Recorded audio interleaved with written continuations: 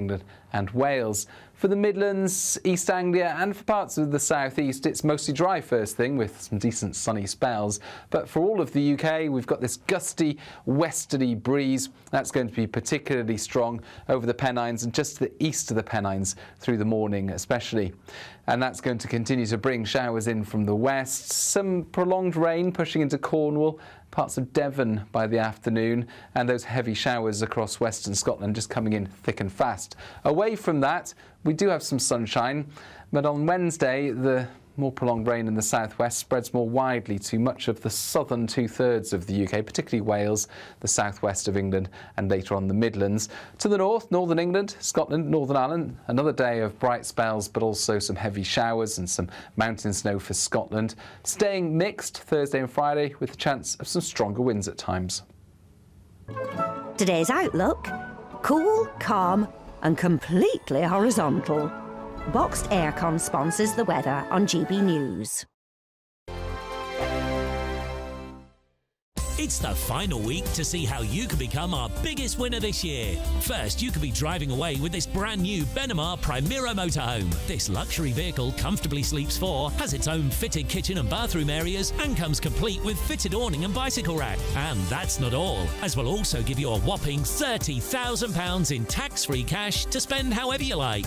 For another chance to win, text WIN to 63225. One entry costs £2.50 plus one standard network rate message, or text BONUS to 63225. 5 entries cost £5 plus one standard network rate message. Go to gbnews.com/win. Entries start at £2.50. Call 0903 686 3232. Calls cost £2.50 plus your network access charge. Or post your name and number to GB16 PO Box 8690 Derby DE1 9TT. UK only. Entrance must be 18 or over. Lines close at 4 p.m. on the 31st of October. Please check the closing time if listening or watching on demand. Westminster, the ultimate clique. And you're fighting like rats in a sack. But here on the Camilla Tominey Show, we ask the questions the establishment media is too scared to ask. OK, let me ask you a straight question, because I know you're a straight-talking politician. Whether it's net zero, illegal immigration or law and order, nothing is off limits. You had the power then. Yeah, as I and say, now you've lost it. That's the Camilla Tominey Show, a politics show that's fearless. But no, let me finish my question if you don't mind, because it is my show. Sundays at 9:30, only on GB News, the People's Channel, Britain's news channel. At GB News, we love to hear from you, our loyal community. So drop us a line at gbnews.com/yoursay. There you can talk to each other and also to the presenters live on air. gbnews.com/yoursay, because GB News is your channel, Britain's news channel. You want to know what's really going on in the corridors of power? Labour don't know what to do with you half the time, and that makes you quite lethal in the chamber. Get behind the headlines with Chopper's Political Podcast. Join me, Christopher Hope, as I sit down with the great and the good of British politics. We'll see where this ruling takes us. These are the stories shaping our nation. Chopper's Political Podcast, available now on all platforms. Listen in and stay ahead. Decisions made in Washington aren't just shaping America, they're shaping Britain too. From migration to global security, from crime to health. Whatever happens in the White House today will be felt in your town or city tomorrow.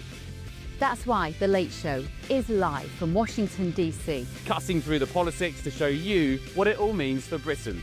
The Late Show live every night at midnight. Only on GB News, Britain's news channel.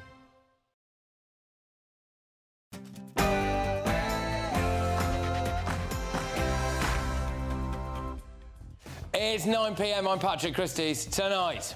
Everyone is here, my people. Alhamdulillah. Have a look. 360 degrees. All you can see is the mandem, the brothers. We're located and we are here. Masked Muslim men turn parts of London into a no-go zone, and Reform MP Sarah Pochin's in trouble for this. It drives me mad when I see adverts full of black people, full of Asian people, full of, people that basically are anything What's wrong other with that, than Sarah? white. But of course, this is fine. From the rich diversity of the Abbey to a terribly white balcony, I'm very struck by that. Also tonight, I can assure you that he will be deported as he was expected to be deported. I expect that to happen this week. the illegal migrant Ethiopian child sex offender released by mistake has been caught, but we've got some exclusive pics for you of his big day out in London. He's just been hitting up some of the tourist hotspots, so we'll get them to you. There he is. Look at him just taking in the sights there on top of a tourist bus by Big Ben. Plenty more where that came from, and this inquiry is dead in the water. Nearly 5 months have gone by, and what has happened? Nothing. Nigel Farage makes a big grooming gang announcement. On this charge, cry God for Harry, England and St George! A Labour MP has made himself look a right plonker with his comments about St George. And Kids, protect our kids! Protect our kids! Protect our kids! Protect our kids! Protect our kids! well, shock horror. It turns out the government wasted billions on migrant hotels, and it was quite a bad day for the king. How long have you known about Andrew and Epstein? Have you asked the police to cover up for Andrew? On my panel tonight, we've got Daily Express columnist Carol Malone, journalist Benjamin Butterworth, and Reform UK member, former Tory party chairman Sir Jake Berry. And what on earth is going on in India? Oh my goodness. Get ready, Britain, here we go.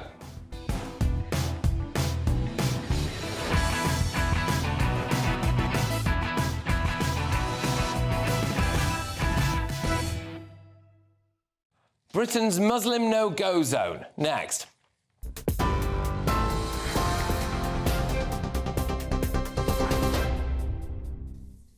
Very good evening to you. The top stories tonight at 9. David Lammy says he is livid after a convicted sex offender was mistakenly released from HMP Chelmsford.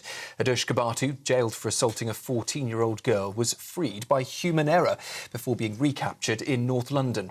The Justice Secretary told MPs it was a mistake that should have never happened and promised Kabatu will be deported back to Ethiopia as quickly as possible. He's now also ordered tougher release checks in prisons and an independent inquiry. Nigel Farage has said the government's grooming gangs inquiry is dead in the water, calling it too slow, too broad and lacking real accountability. The Reform leader says Parliament should now step up and lead its own investigation, using what he called its extraordinary powers to uncover the truth. He was joined today by survivor Eliane Reynolds, who quit the government's panel. She claims victims were silenced and said the process was gaslightly, degrading and manipulative. A ruthless Romanian gang that drugged, raped and trafficked women in Dundee has been jailed today for a total of 68 years. The 5 gang members, 4 men and 1 woman, were convicted for dozens of offences after a major police investigation uncovered a network exploiting vulnerable women in brothels across Teesside. The ringleader, described in court as a smirking and winking pimp, was sentenced to 20 years behind bars, with 4 more on supervision. A scathing report has said the Home Office has squandered billions of pounds of taxpayers' money on asylum hotels. MPs on the Home Affairs Committee have branded the system chaotic, failed and expensive. They're warning Sir Keir Starmer's government risks losing public trust unless they find a clear plan to fix it. The Home Office insists it's furious about the number of migrants in hotels and says every single one must be closed. And 2 Just Stop Oil activists who broke into Stansted Airport and vandalised private jets, believed to be targeting Taylor Swift's plane, have avoided jail time. Jennifer Kowalski and Cole MacDonald cut through fencing with an angle grinder before spray painting 2 aircraft last June. They were convicted of criminal damage, but today a judge suspended their sentences, 5 months for Kowalski and 6 weeks for MacDonald. Those are the latest headlines. I'll be back with you at 10 o'clock.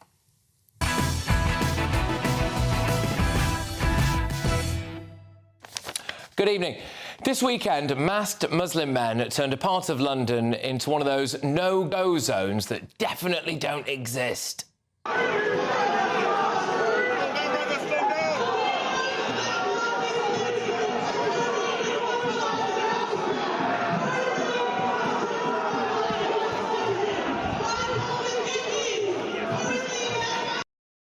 They were out to protect their local area from the fascists, apparently. And remember, this lot aren't fascists. They're just vibrant members of modern Britain's diverse, multicultural dreamland. Everyone is here, my people. Alhamdulillah. Have a look. 360 degrees. All you can see is the mandem, the brothers. We're located and we are here.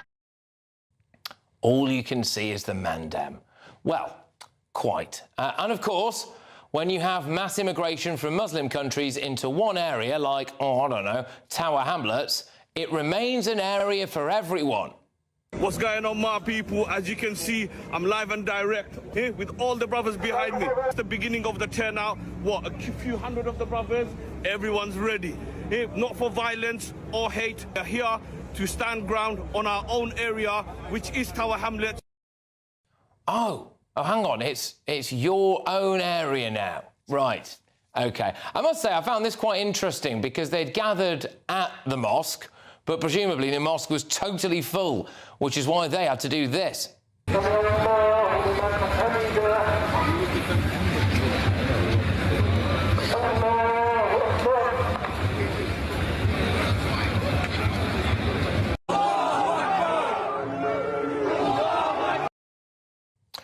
The Met Police banned the political party UKIP from demonstrating in that area because it might have brought fear and distress to the local Muslim community. I don't know. It does seem to me like the local community wasn't really that fearful. What's going on, mate? Medium, B. Come on. Lag out. No face, no case. What's going on, my people? In all our shops, alhamdulillah. This Saturday, inshallah, if you guys need it, £5 each. My brothers, please start buying them now. No face, no case. I wonder what that means. Here's my favourite clip of the day, though, and this really is special. For a long time, many of us have been saying that the bleeding heart, lovey, refugees welcome, pro-trans, white middle-class, pro-Palestine brigade are being a little bit silly, allying themselves with all the aspects of the Muslim community, including the more hardened Islamic groups in Britain. We've been trying to tell them that maybe the more hardline aspects of the Muslim community are not actually on their side, and that they hate them as much as they say, oh, I don't know, hate me. And this weekend, a beautiful reality check was caught on camera. Here you go. No need for that. We're on the same side, bro. No, we're not. Yes, we are, bro. Sorry, let's just play that again because you might have missed that. So the refugees welcome bloke has something shouted at him. He says, hey, we're on the same side, bruv. But it turns out, bruv isn't on his side. There's no need for that. We're on the same side, bro. No, we're not. Yes, we are, bro. Majestic, isn't it? How much longer are we expected to keep going on with the charade that multiculturalism is working just fine? I mean, how much longer are we expected to ignore the fact that there appears to be a very large number of very active, well-organised, intimidating young Muslim men in Britain who appear to be willing to go to quite extreme lengths to fend off anyone who might oppose them? And I would politely ask people to just play the tape forward a bit and think, what does this look like in another 20 years' time? Let's get the thoughts of my panel. Daily Express columnist Carol Malone, Reform Party member, former Tory Party chairman Sir Jake Berry, and, of course, journalist and broadcaster Benjamin Butterworth. Right, Carol, so, yeah, quite a bit to unpack there, really. What do you make of the no-go zone of Tower Hamlets and parts of Whitechapel this weekend? It's kind of weird. It's not the first time we've seen it, is it? We've seen it in parts of Birmingham too. In fact, we had the Birmingham police chief, the East Midlands police chief recently, when a Muslim group, just exactly like this one, took to the streets with machetes and knives. The police chief said that they didn't like to be policed. Funny that. I felt a bit like that when I was speeding recently. Your question is, about multiculturalism. Has it failed? It's absolutely failed. It's proved to be a very dangerous experiment in this country. We have different cultures of people. We've allowed different cultures to come and live here, and we've said, bring your traditions, bring your values, even if they're totally contradictory to our own. We've allowed them to live parallel lives side by side with us, lives in which they are in society, but they are not part of society. So you heard these guys here saying, we're going to defend our community. That's not about integration. That's about forming their own community, making no-go areas, which you have quite rightly said, we're told time and time again, don't exist. But they do exist. We've seen them. And that is terrifying. And why aren't the cops out arresting people who say, you know, no face, no case? Why are we letting people mask up in the streets? That should be banned. And we have a law in place now that can ban them. Why isn't it being... I mean, Jake, look, I do wonder when you look at some of the videos that we've played there, I'm not really sure they needed protecting from UKIP, did they? No, it was the other way around. It was extremely intimidating, wasn't it? And, you know, for anyone in the community, whatever their background, walking down the street with your kids going shopping on a Saturday morning, that would be extremely intimidating. I want to pick up on something Carol said. We've seen quite a lot of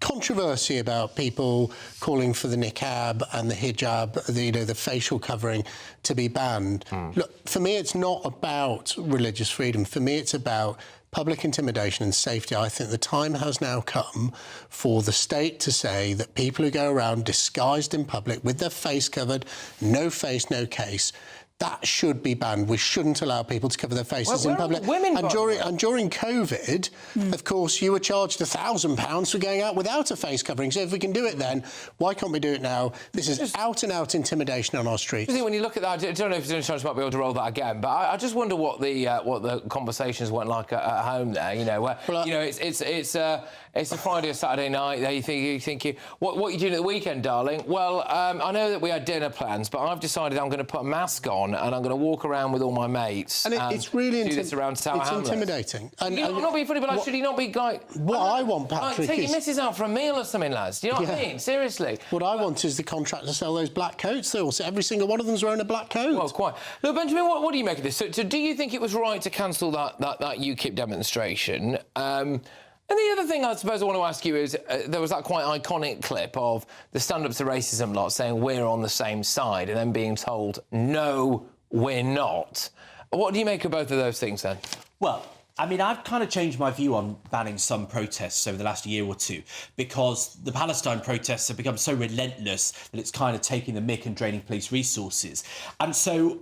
You know, what UKIP is today bears little resemblance to the party Farage led. The guy that is the leader of UKIP has repeatedly done Nazi salutes on the streets and seems to revel in doing so. He is a religious fanatic. And so I think they may well have had the intention to try and rile up tensions in Tower Hamlets. And therefore, I think it's probably legitimate to say that that's not a fair protest. He might have been more or less of a religious fanatic than some of the other chaps that we saw out there on the street. Well, this is actually my point, right? You know, those people would appear to be Islamists. They're certainly dressed like thugs. They're trying to intimidate people.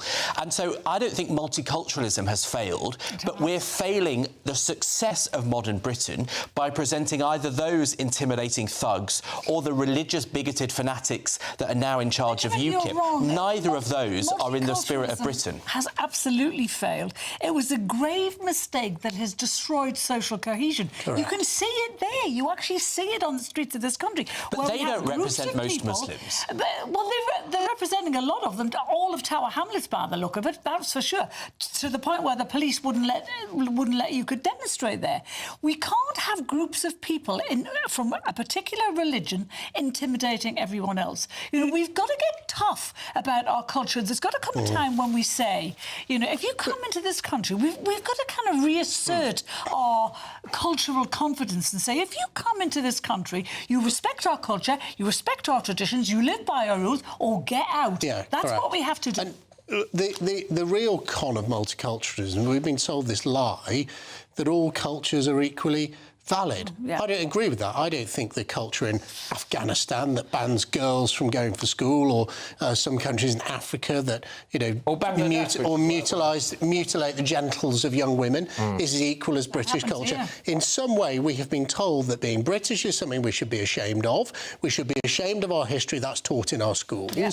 And actually, we've got to stand up and say, all cultures aren't equal. The British culture is a good one. And if you want to live in the UK, our culture culture is diverse by its nature, but if you want to live in the UK, integrate or leave. OK. But Britain is a country in which, since the 50s and 60s, our health service has been run overwhelmingly by migrants from African and Caribbean countries, where the most popular dish is curry, where we have 1 million Polish people living peacefully. Britain is a huge success of multiculturalism. The last a series of Tory cabinets were examples of that, in which you had people from all sorts of religions and backgrounds ethnically that helped integrate.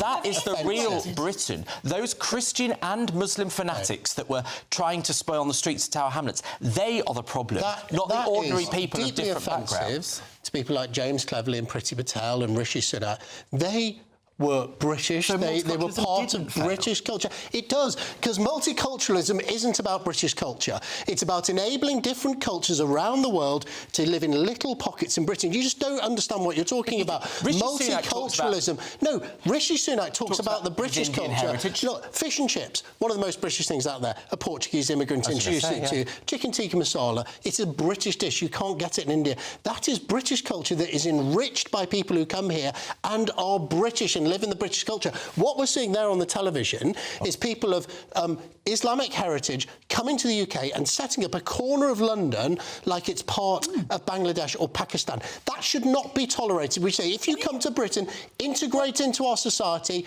or leave. And, you know, we're supposedly a multicultural society, but we're not allowed to fly our own flag in a multicultural society. That's quite clearly not true. It is true. Well, we're not allowed to fly in case it offends people from other cultures. Tough if it does. Live by our culture. Can I just pose an idea here? So that was, you know, that's essentially a group of people who, for whatever reason, have decided to come out all dressed like that, with the balaclavas on. You know, it's deliberately, intentionally menacing, isn't it? Now, I do put it to you, Benjamin, that if I'm not here to defend UKIP entirely or anything like that at all. But if people who are of the right marched like that through the streets. You know, I mean, the Guardian newspaper and everyone else and all the left-wing Labour politicians, they never shut up about it. It's the return of Nazism in Britain. This is fascism. Look at them. But they're very quiet on that. So why is it OK for aspects of the Muslim community in Britain to behave in that way? Whereas, dare I say, if any of us did that, we'd be hounded, wouldn't we? Well, I mean, it's not OK, but trying to claim that somehow those people, a couple of hundred rather thuggish-looking people, represent most Muslims is wrong. And I tell you what, British values is about tolerance and openness. We are a huge success story in the world that, you know, for 400 years, no Jewish people were murdered for being Jewish until a couple of weeks ago. For the fact that we took in Windrush migrants and they were embraced into Britain. The stories I spoke about earlier, that is Britain. So we are a success story of this. Cultures that have migrated here as tolerant as we are, because they are not. There are a lot of migrants who come to this country who sneer on our culture and traditions. They're contemptuous of our culture. They think the West is. I don't know. There are people. That's the question, though, isn't it? That's the key question. Do we think that was a show of pride in their own culture or ethnic background and religion, maybe? Or do we think that that was a show of force and a statement of intent? But these people are, you know, they look pretty extreme. There are extremes among every group. And I think it is wrong and unfair to try and claim that somehow they represent the 20% of people in Britain that are ethnic minorities. Where is the condemnation from the government? Nowhere. Why haven't we heard it? There was a policy change after Tony Blair won the election in 1997. It was a policy change by the then Labour government to say, we are going to build a multicultural Britain. Up to that point, it is we welcome people from all around the world to be part of British culture. That was a policy change. It's failed. It's got to be reversed. All right, guys. By the way, I'll just say I would imagine that some of the people featured in the monologue that I mentioned there would deny that they are Islamists. So there we go. Anyway, right, loads more coming your way. Some absolutely cracking stories as well. David Lammy in hot water again, not for the first time, old mastermind. But before that, the clock is ticking. It's your chance to win the biggest prize of our Great British Giveaway. Here's how you can be in it to win it. There's 4 days remaining to see how you could be our biggest winner this year with a prize worth over £104,000. First, you could be driving away with this brand new Benamar Primera motorhome. Worth over £74,000, this luxury vehicle comfortably sleeps 4, has its own fitted kitchen and bathroom areas, and comes complete with fitted awning and bicycle rack. And that's not all, as we'll also give you a whopping £30,000 in tax-free cash to spend however you like. Someone is guaranteed to win our biggest prize to date. But hurry, get your entry in now. For another chance to win, text WIN to 63225. One entry costs £2.50 plus one standard network rate message. Or text BONUS to 63225. 5 entries cost £5 plus one standard network rate message. Go to gbnews.com/win. Entries start at £2.50. Call 0903 686 3232. Calls cost £2.50 plus your network access charge. Or post your name and number to GB16 PO Box 8690 Derby DE1 9TT. UK only. Entrants must be 18 or over. Lines close at 4 p.m. on the 31st of October. The winner will be contacted live on GB News, week commencing 10th November. Please check the closing time if listening or watching on demand. Good luck. Coming up, I'm going to reveal how much housing illegal immigrants will actually cost the British taxpayer after her horrifying report exposed the Home Office's chaotic migrant hotel system. But before that, a Labour MP has done an absolute classic. Has claimed that the St George's supposed Turkish roots proves that multiculturalism in the UK is an absolute success. Has he made a complete fool of himself? That's next.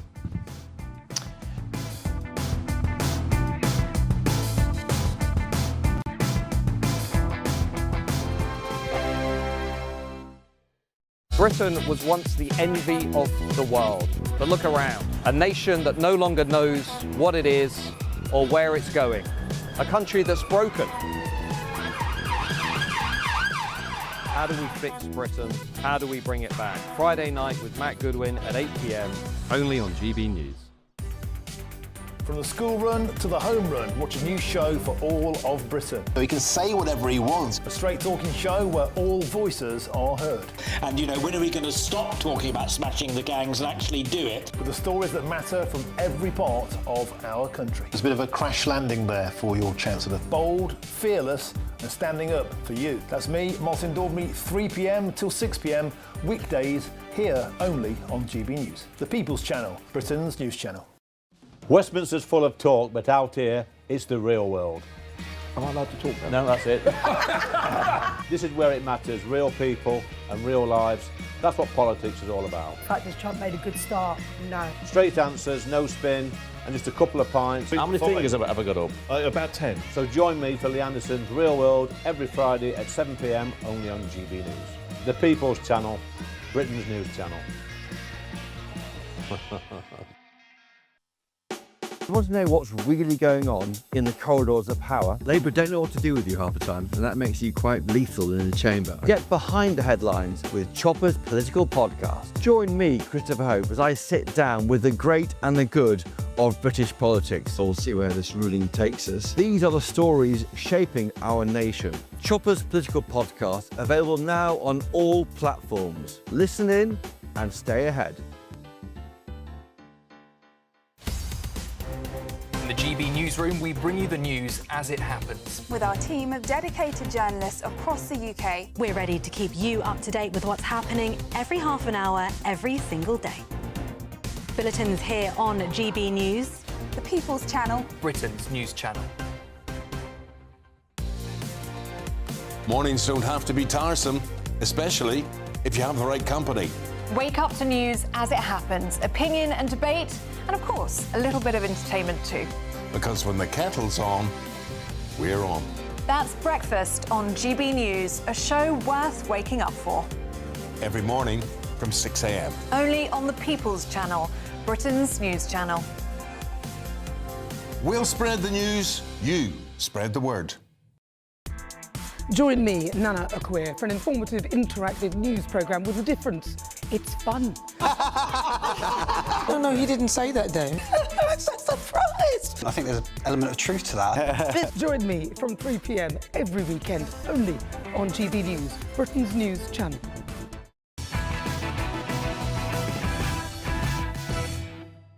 The remarks were ugly, clumsy, put in a way that if you take them literally as they are on their own, you can put the worst of all interpretations on it. I understand the context in which she said it. I don't like the way in which she did it. Well, shortly we're going to be talking about that. Reform MP Sarah Poachin's comments about ethnic minorities and TV adverts. I think we need a bit of a reality check on that. But first, has a Labour MP made a complete fool of himself for claiming that St George's Turkish roots prove that multiculturalism is a success? Time for the head-to-head. Well, a Labour MP has raised a few eyebrows after claiming that St George's Turkish roots prove that multiculturalism is a UK success story. So in a post on X, Luke Charters said England's patron saint, born in Turkey, lives across the Middle East, migrant. Bafflingly, the MP for York Outer continued that it was insulting to the memory of the Christian martyr to claim that England needed one culture to flourish. Although St George was, of course, born in what is now modern-day Turkey, he was a soldier in the Roman army who was martyred for his Christian faith, not really a Turkish person in the modern sense of the word. Luke Charters' tantrum was in response to Tory MP Katie Lamb's claims that multiculturalism in England has indeed failed. Multiculturalism has not succeeded in this country, that what you need is one culture for a country to be a success. Now, you can be a multi-ethnic culture, you can be a multiracial culture, but you need one national culture for a people to live together in harmony and prosperity. So after claiming that St George's, quotes, Turkish roots prove that multiculturalism is a success, has Labour MP Luke Charters made a complete fool of himself? Going head-to-head on this now are the Conservative councillor David Moore and left-wing commentator Martin Abrams. Thank you very, very much. David, I'll start with you. Has he made himself look a bit of a plonker here? Well, I think so. For starters, St George's from Cappadocia, in modern-day Turkey, but originally Asia Minor. He was Greek. He was a Christian martyr that stood up against Christian persecution. And yet this Labour MP has no idea, because this Labour government is not only persecuting Christians, in my view, but he's got a completely wrong end of this. I think Katie Lamb is spot on. Multiculturalism has failed.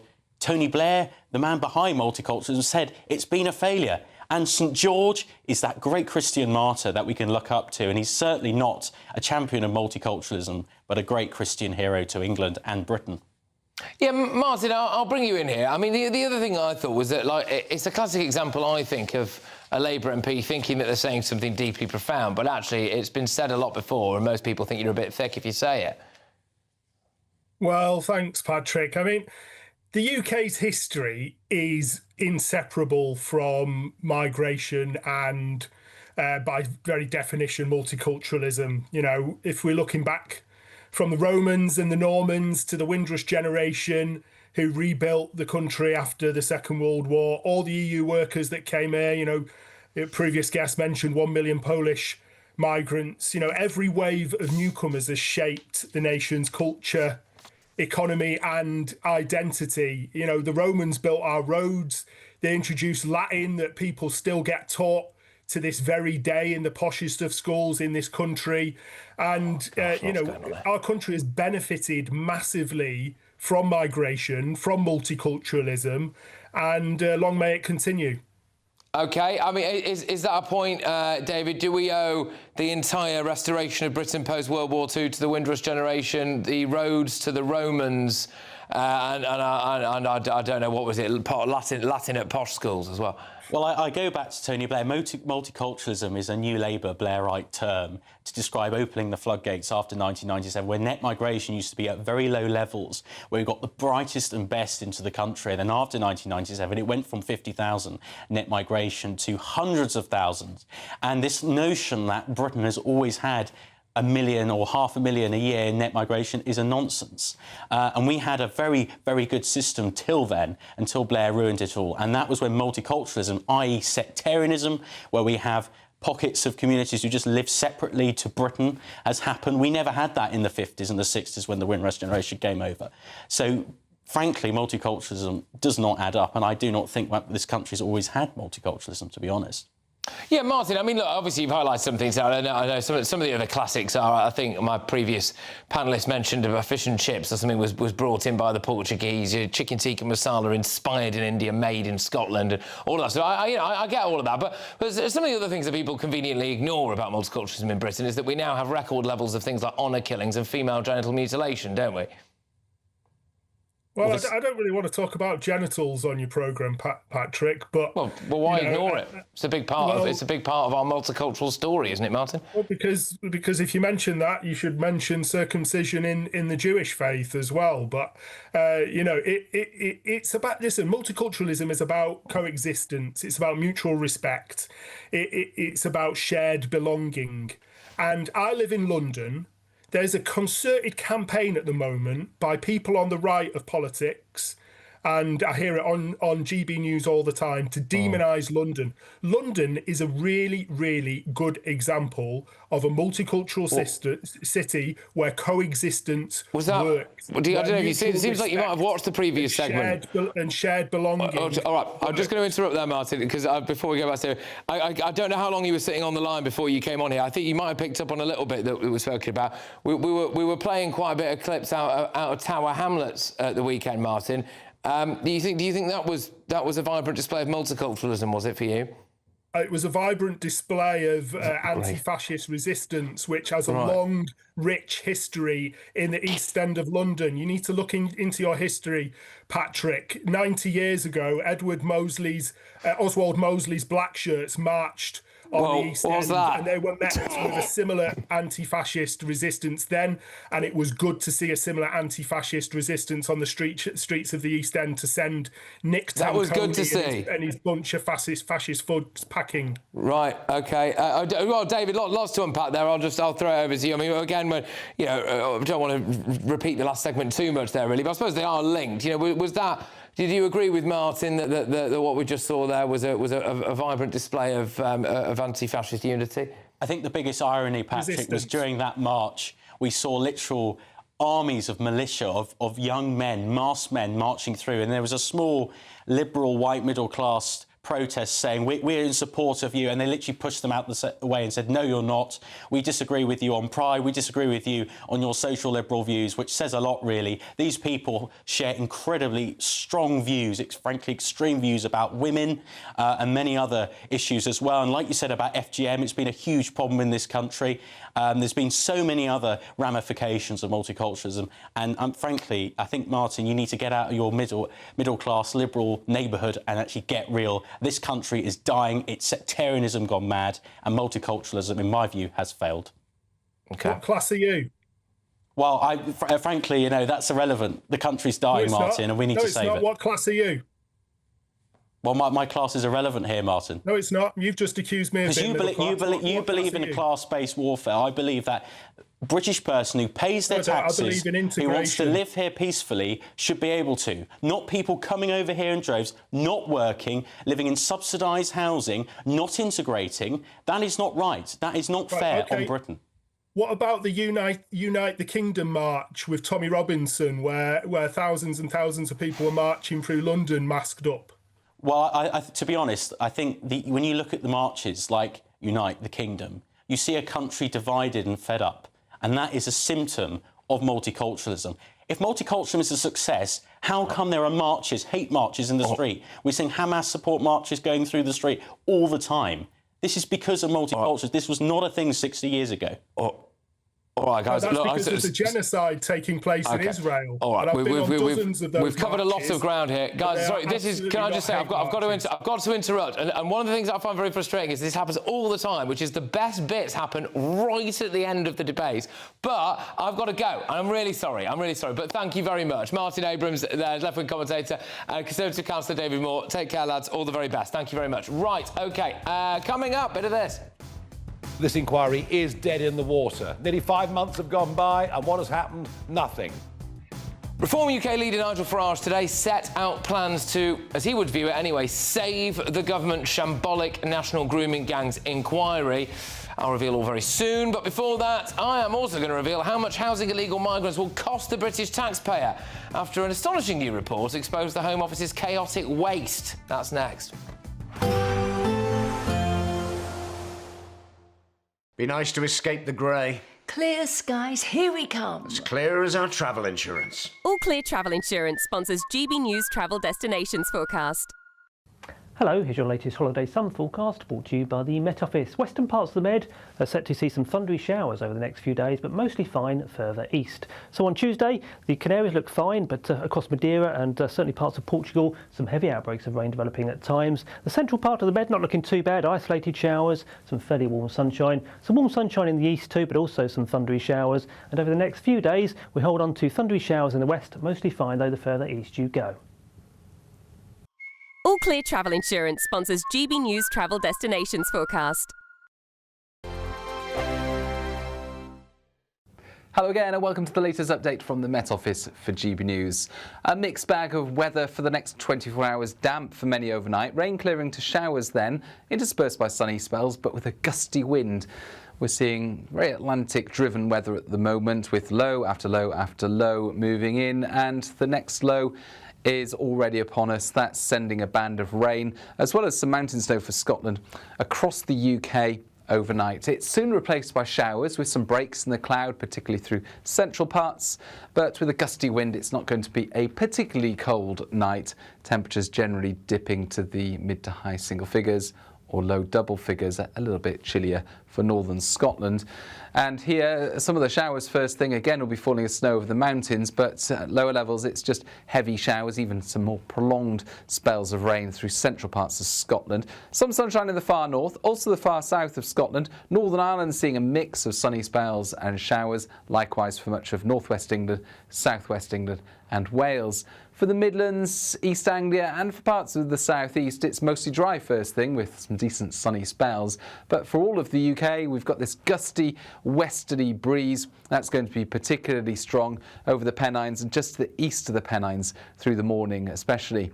And that's going to continue to bring showers in from the west. Some prolonged rain pushing into Cornwall, parts of Devon by the afternoon, and those heavy showers across western Scotland just coming in thick and fast. Away from that, we do have some sunshine, but on Wednesday the more prolonged rain in the southwest spreads more widely to much of the southern two-thirds of the UK, particularly Wales, the southwest of England and later on the Midlands. To the north, northern England, Scotland, Northern Ireland, another day of bright spells but also some heavy showers and some mountain snow for Scotland. Staying mixed Thursday and Friday with a chance of some stronger winds at times. In the GB newsroom, we bring you the news as it happens. With our team of dedicated journalists across the UK, we're ready to keep you up to date with what's happening every half an hour, every single day. Bulletins here on GB News, the People's Channel, Britain's news channel. Join me, Nana Akwe, for an informative, interactive news programme with a difference. It's fun.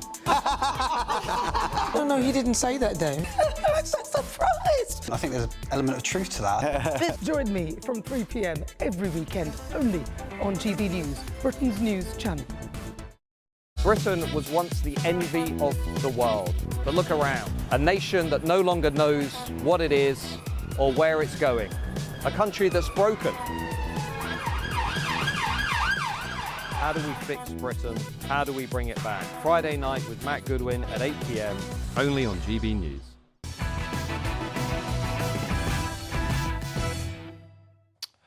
Well, coming up, I will reveal Reform UK's plans to save the grooming gangs inquiry. But first, pretty damning report this. It's found that billions, yes, billions of pounds of taxpayers' money is being wasted on migrant hotels because of, quotes, a failed, chaotic and expensive system imposed by the Home Office. Ministers and officials were found to have neglected day-to-day management of asylum accommodation providers, even as the cost of 10-year contracts tripled from £4.5 billion to an eye-watering £13.5 billion. Responding to the report today, the Prime Minister blamed the previous Tory government. If you take the issue of asylum hotels, for example, we had years under the previous government where they didn't process claims. So tens of thousands of people didn't have their claims processed. They were then housed in hotels. That was the policy of the last government. There were 400 at the height of it. It's now about 200. I'm determined that we will close those hotels. We're processing the claims much more quickly, and where people have got no right to be in our country, we're removing them at a higher rate than best part of a decade. So we're taking the action. Interesting. I think I was going to say somewhere because we've just sold some weapons to Turkey, but I don't think you're going to see protests on the streets about that, are you? Of course, because they've not gone to Israel. But anyway, joining me now is the chairman of Migration Watch, Alp Mehmet. Alp, thank you very, very much. So billions and billions of pounds of waste when it comes to asylum hotels. Yeah, absolutely. 15 billion, over 15 billion. That's 80 new hospitals. That's 5 aircraft carriers. You know, any way you look at it, this is a huge cost. And what we're talking about and what the government is banging on about is that they're going to stop wasting so much money. They're not talking about stopping the boats, because that's the only way they're going to stop spending these extraordinary amounts. And that's what gets me, is that they're continually shoving us in the direction of considering how much money they will save by not putting people in hotels. Well, where do they go to after they leave the hotels? Yeah. It's the local authorities that pick up the tab then. So the taxpayer is still paying for it. And I'm afraid that for so long as 40,000 a year are coming in, just those that we know about in boats, never mind all the rest, we're talking about millions and millions and billions of pounds. We are. And again, though, this is just an absolute epic splurge of taxpayers' money. So it seems as though if you are a contractor dealing with a government, the previous government or this one, you can quote whatever you want for anything, and we'll just spend it. Yeah, that is it. Now, a lot of people have blamed the Home Office, and I know that the Home Office deserves a lot of blame. But in this particular case, we're talking about a lack of oversight in the way a contract was working. It's really management, it's senior people in the Home Office. And that, I'm afraid, is something that is not going to stop, even though they perhaps move people on from hotels into accommodation that is provided by local authorities. But it just feels like every single other aspect of British society is being audited to within a fine-tooth comb. So, we're going to have this pretty miserable-sounding budget coming up where it looks as though potentially things like income tax is going to be raised, where pensioners are going to find a way of being clobbered again, where everyone's going to be squeezed. But if I look at 60% of asylum seekers living in hotels are in the south of England, with the value of the 10-year accommodation contract for this region soaring from £0.7 billion to £7 billion since 2019. Who's going through this and saying, hang on a minute, why are you charging us this much for this and what are we getting for it? No one. And even the Treasury, which usually jumps on these sort of costs and these sort of expenses, they just stand back and they say, well, we can't do anything about it. We just encourage more people to come in so that they work and grow the economy and nonsense like that. I'm afraid that the only way you're going to reduce and cut back on what is being wasted at the moment is to stop the boats. Just that, and bring down immigration generally. There's another aspect to this as well. So millions of pounds in excess profits are owed to the government by some of these companies, and the government is not calling them in. Tens of millions of pounds. I mean, one report is there's about 50 million quid. Now, all right, dropping the ocean to the billions, but yeah, tens of millions of pounds that is owed, and the government's not clawing that back. It's not unique, Patrick. It isn't just in this particular case. There are millions and millions of pounds owed to the NHS by migrants who come in and have treatment free that they're not entitled to, or indeed those who are coming across the channel illegally who also end up getting treatment. It's this sort of lack of oversight and management that is the problem, and I'm afraid I see nothing happening that is going to change that. No, quite. I mean, look, hey, Sir Keir Starmer, of course, just make the point that the rot's setting under the Tories, and to be fair, he is right about that. But They've been in office for the last 16 months. How long are they going to go on saying that it's the Tories' fault? And if it's the Tories' fault, then I can also say that with Kabatu, it was Shabana Mahmood who was responsible for taking him in under her wing on the 4th of September when he was sentenced. He was then her responsibility. So in a way, she should be held to account just as much as Lammy. Alp, thank you very much. Always a pleasure. Alp Mehmet there, of course, the chairman of Migration Watch. Right, loads more to get through tonight, including a bit of this. It drives me mad when I see adverts full of black people, full of Asian people, full of, you know, people that basically are anything What's wrong other with that, than Sarah? white. OK, bit clumsy, yeah, but is there actually some truth to what Sarah Poachin was saying there? Does she deserve to be branded a racist? But before that?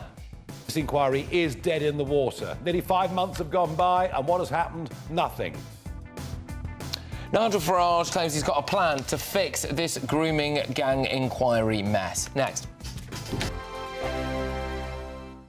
I'm Michelle Dewberry, this is Jubes & Co with you. Hello everyone, Patrick Christys here. GB News, Britain's news channel. Access the stories that matter to you. Take the GB News family with you on any device. And as long as you have an internet connection. Tune in to GB News, anywhere on the planet or beyond.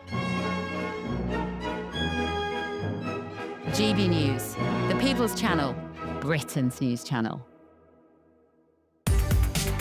From the school run to the home run, watch a new show for all of Britain. So he can say whatever he wants. A straight talking show where all voices are heard. And, you know, when are we going to stop talking about smashing the gangs and actually do it? With the stories that matter from every part of our country. There's a bit of a crash landing there for your Chancellor. Bold, fearless and standing up for you. That's me, Martin Daubney, 3 p.m. till 6 p.m, weekdays, here only on GB News. The People's Channel, Britain's news channel. Westminster's full of talk, but out here, it's the real world. Am I allowed to talk then? No, that's it. This is where it matters, real people and real lives. That's what politics is all about. In fact, has Trump made a good start?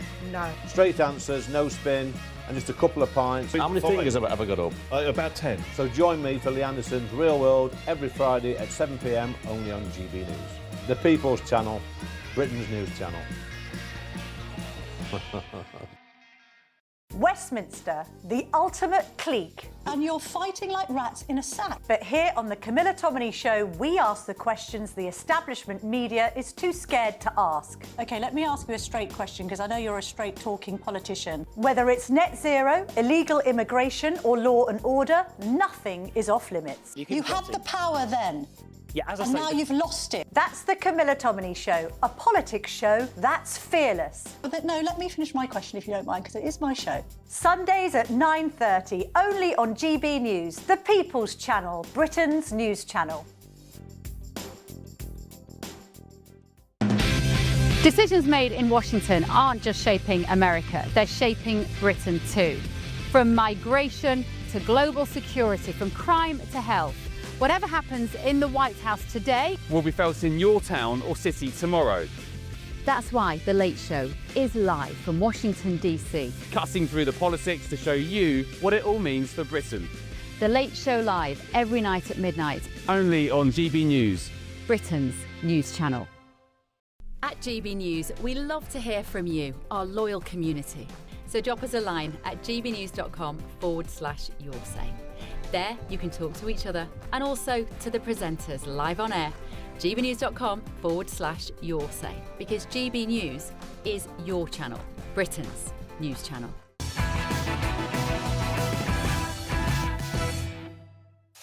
Welcome back. So, after the government's grooming gangs inquiry was last week plunged into total carnage, Reform leader Nigel Farage today called for MPs to take over that inquiry and run it as a parliamentary committee investigation. It's time for Parliament to step up and to do its job. Select committees have the power to summon anybody. They could summon a former social worker. They could summon a former police officer. They could summon a former councillor. They could summon a former member of Parliament. Joining us now is Dame Andrea Jenkins, Reform member and, of course, the Mayor of Greater Lincolnshire. Thank you very much, Dame Andrea. Tremendous to see you. Is this the right idea, though? I mean, I thought we were pretty clear about a kind of root and branch national rape gang inquiry. Is that what this would be? Look, I think it's a great idea, actually, because look, I've been on 3 select committees myself, Patrick. You know, I was on the Brexit committee when was trying to scrutinise what the government did, and it was the lack of detail where there wasn't preparing for no deal, which led me to resign from government. I was also on the Health Select Committee, the European Scrutiny Committee, and the great thing about these is that you have that ability as individual MPs to really question and push back at what's needed. But I'm absolutely disgusted the way this is handled. I mean, to hear from, you know, Ellie, the brave victim, the survivor of the grooming gangs, to speak from the heart like this, how it was all stage managed, how she found it degrading, they were spoken down to, and how they couldn't even mention the ethnicity, Patrick. I mean, let's not get away from this. This is Pakistani paedophiles, and I don't think any paedophiles, anybody who hurts a child in this way deserves to live in my house. And as a parent, you're a parent, you make a good point. Sorry to interrupt, but you make a really good point about Ali Reynolds there. And there were several aspects of the establishment media that were absolutely desperate to try to ignore what was being said about the rape gang and instead focus on what Sarah Poitrin said about ethnic minorities in adverts. Yes, and actually, Ali put them straight. We've got a clip of that now. I find it quite, overwhelming as well that every single one of these medias has said something about a comment that was made by Sarah, which is understandable, absolutely fine. Yet it's taken medias decades to recognise grooming gangs that are coming over and raping our children because they're white. That is also racially motivated, and it is racist. Yes, there's an obsession with race when it comes to someone saying something about, I don't know, how many black people are in TV adverts. But of course, they don't want to acknowledge, the over racism and the abuse of working class white girls, do they? No, absolutely, Patrick. And yeah, I mean, it's been going on far too long, isn't it? I mean, you know, you find people frightened to speak out and speak the truth. And I think actually that Pandora's box is open now, and everybody's prepared to sort of fight back for justice. And, you know, I still take my hat off to Ellie. Wasn't she brave, Patrick? And I mean, on the Sarah comments, look, I think Nigel summed it up well. It was an ugly way it was said, and Sarah herself said it was clumsy, but it doesn't get away from the fact that the truth is that the DEI squad have actually rewrote history in some cases. How many period dramas do we watch? And also, did you see in the paper at the weekend, Patrick, do you see the supposedly future leader of the Conservative Party, Katie Lamb, wrote a play, and she had all the characters as transgenders were playing all the characters. So it's even been done in the Conservative Party, this rewriting history. Right. Well, I think I missed that. But, dear Andrew, thank you very much. It's tremendous to have you, as always. Dame Andrew Jenkins, the Reform member and the Mayor of Greater Lincolnshire. Like I said, yes, Nigel Farage is looking to essentially resurrect that grooming gang inquiry, bring it into the power of MPs. Responding to Mr Farage's press conference there, Labour Party chairwoman Anna Turley said the exploitation of children by grooming gangs is an appalling scandal, and this Labour government is determined to deliver justice for survivors. As the Prime Minister and Home Secretary promised, the scope of the inquiry will not change. It will examine the ethnicity and religion of offenders, have full powers to compel witnesses and uncover the truth. While the Tories failed to act as this crisis was unfolding and reform shout from the sidelines, this Labour government is getting on with the job of delivering a national inquiry, putting survivors at the heart of the process and holding the institutions that failed them to account. Inji Gazelle-Ann Reynolds was asked why she was there sitting next to Nigel Farage, and she said because she desperately tried to get every single other political party to listen to her, and his was the only one, which kind of put a few people back in their box. But as you might have been hearing there, we've got a bit of this coming your way at 10 p.m. It drives me mad when I see adverts full of black people, full of Asian people, full of, you know, people that basically are anything What's wrong other with that, than Sarah? white. OK, bit clumsy, but has she got a point? I'm going to have a look at that and all tomorrow's newspapers. Stay tuned. Expect warm spells with the odd rude interruption. Box Boilers sponsors the weather on GB News. Hello again and welcome to the latest update from the Met Office for GB News. A mixed bag of weather for the next 24 hours. Damp for many overnight, rain clearing to showers then, interspersed by sunny spells but with a gusty wind. We're seeing very Atlantic-driven weather at the moment, with low after low after low moving in, and the next low is already upon us. That's sending a band of rain, as well as some mountain snow for Scotland across the UK overnight. It's soon replaced by showers with some breaks in the cloud, particularly through central parts, but with a gusty wind it's not going to be a particularly cold night. Temperatures generally dipping to the mid to high single figures or low double figures, a little bit chillier for northern Scotland. And here, some of the showers first thing again will be falling as snow over the mountains, but at lower levels it's just heavy showers, even some more prolonged spells of rain through central parts of Scotland. Some sunshine in the far north, also the far south of Scotland. Northern Ireland seeing a mix of sunny spells and showers, likewise for much of northwest England, southwest England and Wales. For the Midlands, East Anglia and for parts of the southeast, it's mostly dry first thing with some decent sunny spells. But for all of the UK, we've got this gusty westerly breeze. That's going to be particularly strong over the Pennines and just to the east of the Pennines through the morning especially. And that's going to continue to bring showers in from the west. Some prolonged rain pushing into Cornwall, parts of Devon by the afternoon, and those heavy showers across western Scotland just coming in thick and fast. Away from that, we do have some sunshine, but on Wednesday, the more prolonged rain in the southwest spreads more widely to much of the southern two-thirds of the UK, particularly Wales, the southwest of England, and later on the Midlands. To the north, northern England, Scotland, Northern Ireland, another day of bright spells, but also some heavy showers and some mountain snow for Scotland. Staying mixed Thursday and Friday with the chance of some stronger winds at times. Expect warm spells with the odd rude interruption. Box Boilers sponsors the weather on GB News.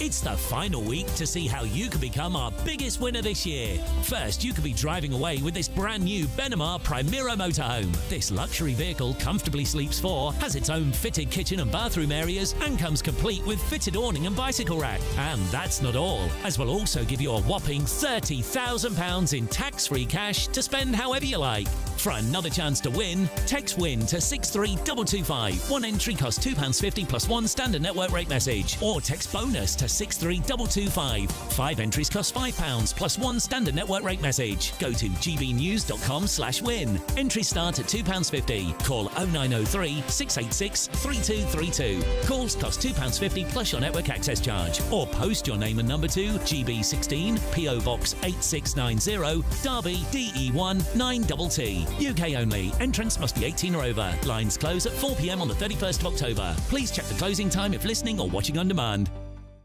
Hi, I'm Michelle Dewberry, and my show is your opportunity to cut through all the noise and dive in headfirst to some robust debates. Ideas clash. Situation, isn't it? Because the failure is you're deliberately avoiding my point. Nothing's held back. And if you think this is the end of it, wait for more. And we do not shy away from the difficult stuff. Sometimes I want to shake people and say, if only you understood. So join me on Jubes and Kerr weeknights at 6 p.m. only on GB News, Britain's news channel.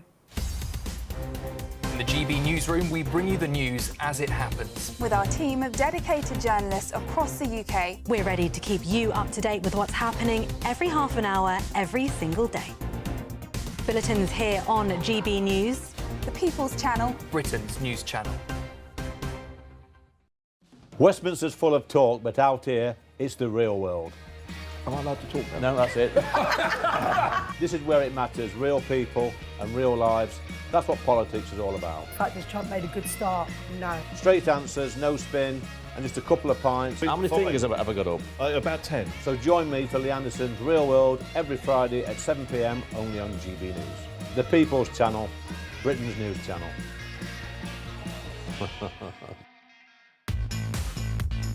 5 hosts, 5 opinions, 5 fearless debates, 5 unfiltered takes on the day's news. 5 reasons not to be anywhere else on Saturday night. This is the Saturday Five. You got me. You got me good there. Britain's biggest Saturday night TV show. It's not a bad brand. Yeah. Uncensored. Very, very racy tonight on the unpredictable. What does she say? Can you translate it for us? And always entertaining. And how can a country go from being led by William Wallace Saturday nights from 6 p.m. only on GB News, the People's Channel. Britain's news channel. You're going to want to stay tuned, trust me.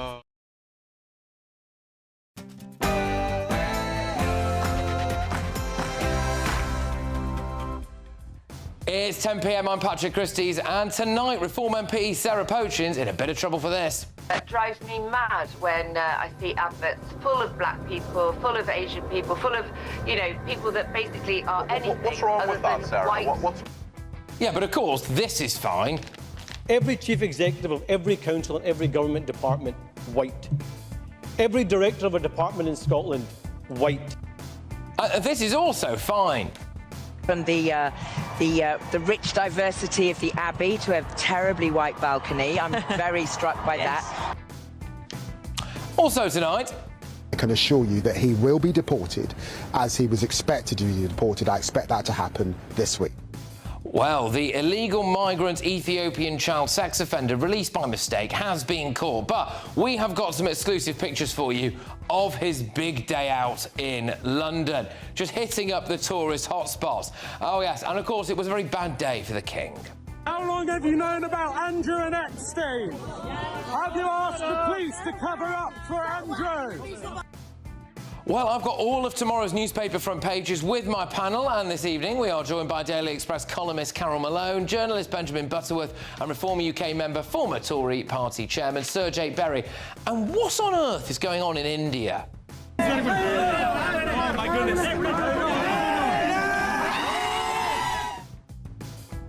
Yeah. Get ready, Britain, here we go.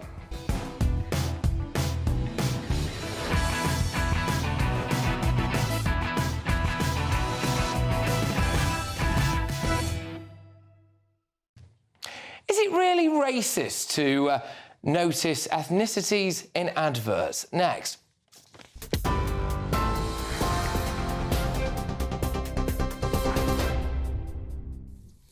Very good evening to you from the newsroom. Just after 10 o'clock, the top story tonight, an independent investigation has been launched after a convicted sex offender was wrongly released from prison in what the Justice Secretary calls a human error.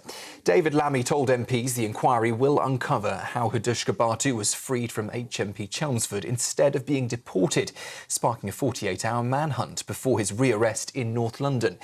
Mr Lammy says Dame Lynn Owens will lead the investigation and speak with victims, promising the strongest release checks ever put in place. Well, he also hit back earlier at the Tories, blaming them for 14 years of failure for what he described as a crisis in Britain's prisons. It was the choices that his party made through 14 years of chaos.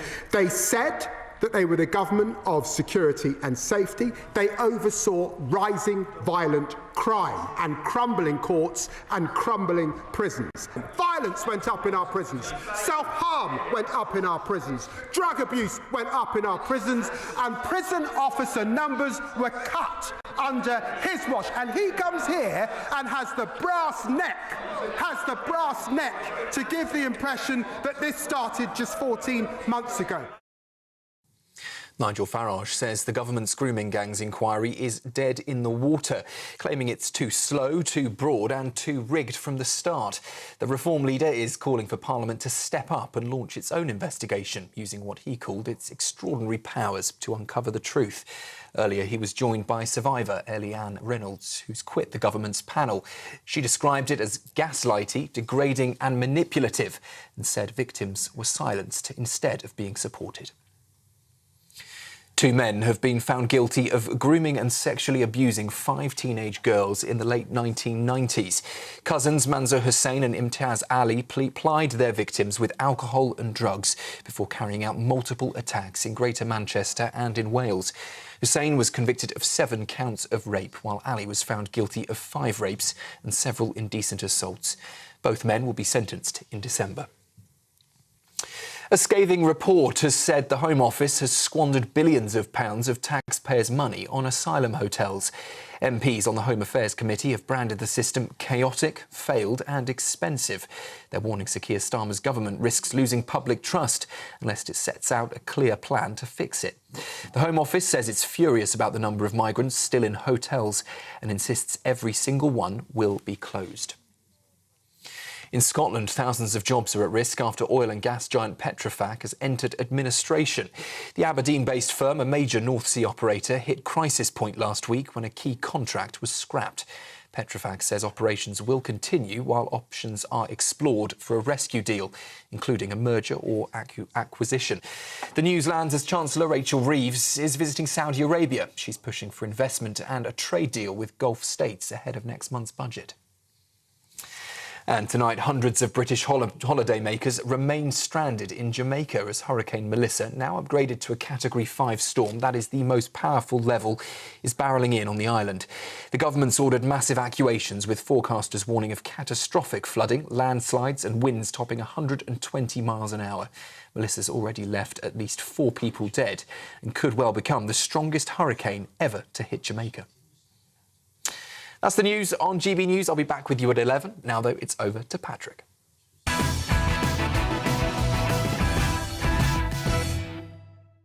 Good evening. For some reason, the big news today seems to be this. It drives me mad when I see adverts full of black people, full of Asian people, full of, people that basically are anything What's wrong other with that, than Sarah? white. The media thinks that it's bigger news than the industrial-scale rape of working-class white girls by Pakistani and Asian men. I find it quite, overwhelming as well that every single one of these medias has said something about a comment that was made by Sarah, which is understandable, absolutely fine. Yet it's taken media's decades to recognise grooming gangs that are coming over and raping our children because they're white. That is also racially motivated, and it is racist. Yes, well said. The media wouldn't stop asking about it at Reform's press conference about the rape gangs, and Labour and the Lib Dems were clearly all sent the same message from their headquarters to go big on it. If we look at them all here, they're all posting about it on social media, more than they have done about the China spy scandal or the fact that an Ethiopian sex offender was released by mistake over the weekend. And it backfired for one Lib Dem councillor, though. Bless her. Does anybody actually notice the colour of people's skin on adverts? I don't. It never enters my head. I just see people. Well, hang on a minute. That's not true, is it? Because the same councillor tweeted this a couple of years ago when the Tories posted a picture of a load of people who happen to be white. Not only does this photo show a lack of diversity, it shows how ridiculous it is that anyone would think posting it is a good idea. Brilliant stuff. There's always a tweet. Obviously, it's fine when the Lib Dems do it, though. I think we can bring a picture up here of that. That's not racist. Nothing racist going on there. That is diverse enough for the Liberal Democrats. Ridiculous. Apparently, what Sarah Poachin said was racist. Now, Sarah Poachin made a clumsy point about the amount of ethnic minorities in adverts and that it paints an unrealistic representation of the ethnic makeup of Britain. Now, look, she obviously should have phrased it better, but the point I'm trying to make is how absurd all this pushback is. Are we not allowed to notice race, are we? Right, OK, so was this racist? The Lord President, white. The Lord Justice Clerk, white. Every High Court judge, white. The Lord Advocate, white. Was this racist? Every chief executive of every council and every government department, white. Every director of a department in Scotland, white. So we're not allowed to notice racial demographics, are we? What about this? From the rich diversity of the Abbey to a terribly white balcony. I'm very struck by that. Well, it's OK to say that the royal family is too white, is it? Or what about this? It has been the most extraordinary day. A day which has seen... I've never seen so many white people in one place. It's an extraordinary story. It's OK to comment on the number of white faces at a Brexit rally, is it? I mean, the comment about an over-representation of ethnic minorities in adverts, by the way, is just true. Here are some of the stats. So, according to a report, 4% of the population are black and around 50% of TV adverts have black people in them. 9% of the population are South Asian. 17% of TV adverts have them in. 1% of the population are East Asian. 8% of TV adverts have someone of East Asian background. We have advertising campaigns for the military that seem to focus on just recruiting Muslims.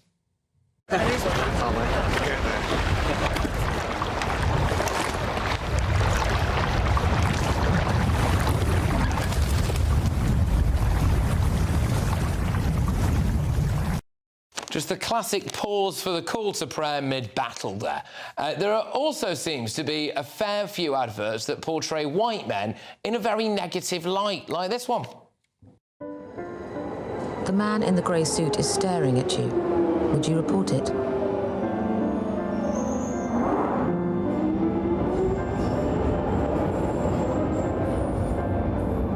It's him again.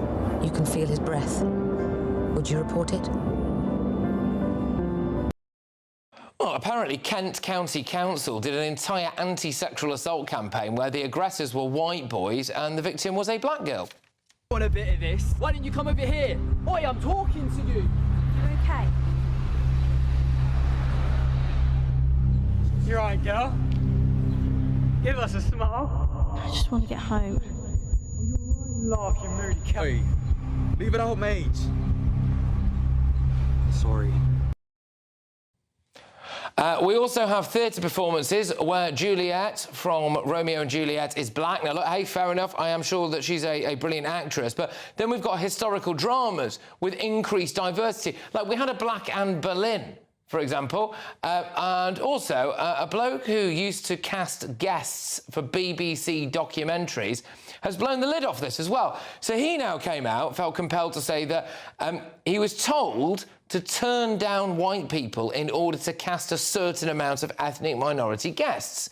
And it's not just the racial stuff, is it? The same goes for adverts and TV programmes involving gay or trans people. We all know it, we can all see it, and that's why we now see Mickey taking adverts like this from the hardware store Robert Dyas.